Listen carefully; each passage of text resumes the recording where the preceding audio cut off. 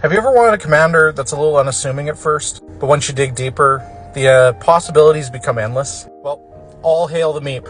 This card is only available in the Doctor Who Secret Lair, and a 3-mana 0/4 doesn't sound very impressive, but the ability is really cool. Whenever the Meep attacks, you may sacrifice another creature. If you do, creatures you control have base power and toughness XX until end of turn, where X is the sacrificed creature's mana value. So lots of times, mono black decks are big mana decks, and other times, mono black decks are sacrifice decks.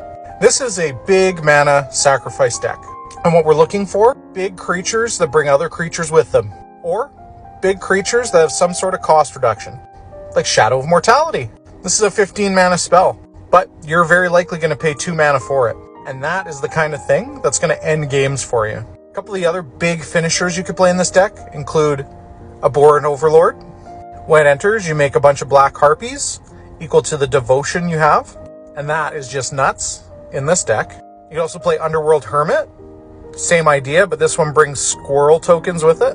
Here's another big attacking creature that is going to cost like no mana. Ancient Stone Idol can be a 0 mana 12/12, but eventually you're going to sacrifice it and make all your creatures 10/10s. We also have Avatar of Woe. You're putting creatures in your graveyard. You're going to make opponents put a creature or 2 or 3 or 4 in their graveyard. This is a 2 mana 6/5, but when you sacrifice it, all of your creatures are going to become 8/8s. And of course, we're going to play the classic black mana ramp package. Includes Bantu's Monument, Jet Medallion. Heck, Crick even serves the purpose of being both ramp and an easy creature to sacrifice to make your creatures 7/7s.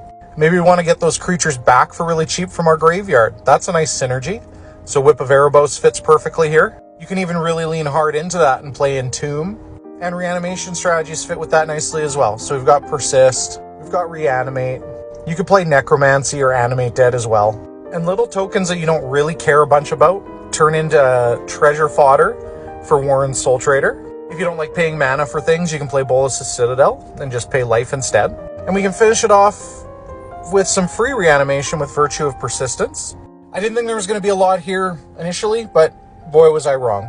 Big black mana and reanimate and sacrifice. This deck is actually crazy strong. Hope this helps.